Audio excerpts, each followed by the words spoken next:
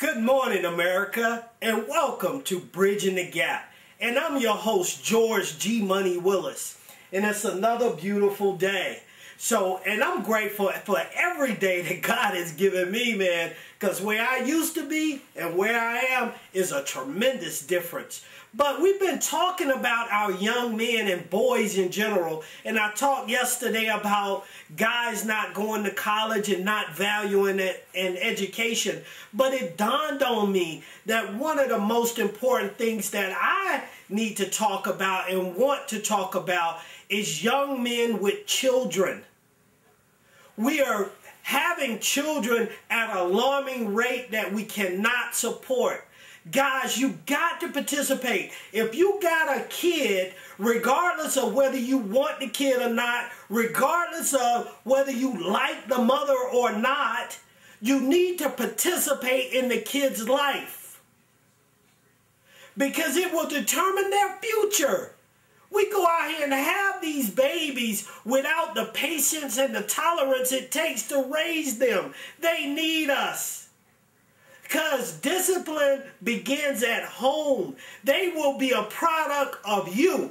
Every person is a product of their environment, whether they want to admit that or not. You know, I used to think that I was nothing like my father for a long time. I didn't like the guy. My dad was a command sergeant major in the Army, ran our house like a boot camp. I hated the guy. But today I'm very disciplined. I'm very focused. I know what I want from my life, and I know I could have it because God said I can. So I am a product of my environment. I did take some traits from my father. And your kids will take traits from you. So you need to participate in their lives. My kids, man, they hated me being around because I was all in their business. I went to PTA meetings. I called the teachers. I looked at their grades and their progress reports and their report cards. They didn't necessarily like it. Now, you know, I spend a lot more time with my dad right now than I ever have. And now I understand why they didn't want me around as much.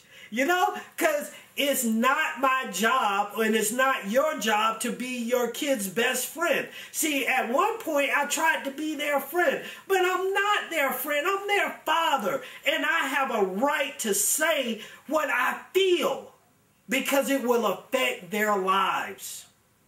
So participate whether you want to or not. You owe it to them. And they are a gift from God. And they are our future. So please do the best you can. And do something. Do something. You know, I have to read from the greatest book in the world. So this is from Psalms 127, verse 4. It says, children born to a young man are like arrows in a warrior's hand. Let me read that again. Psalms 127, verse 4. Children born to a young man is like arrows in a warrior's hand. The question is, where are you aiming? What will you throw these beautiful gifts from God? Are you going to throw them straight down to the gutter? Throw them straight to hell? Or are you going to throw them in the sky and aim for heaven? First of all, throw them. All right? Don't just drop them and walk away. Participate. Give them some words of encouragement. Share your story. Even if you feel like you're not successful, share your story. We all have one. And throw the arrow. You know, Les Brown said, I heard him say, that it's not that people shoot too high and miss. It's that they shoot too low and they hit. You know, so shoot the arrow. Participate in these kids' lives. Also, and I have to say this too, if you're going to be sexually active, use a condom.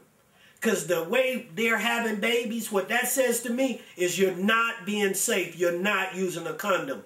First and foremost, get into the Word. go to church, be spiritual, and wait till you get married. It is possible. And we're going to continue to bridge the gap.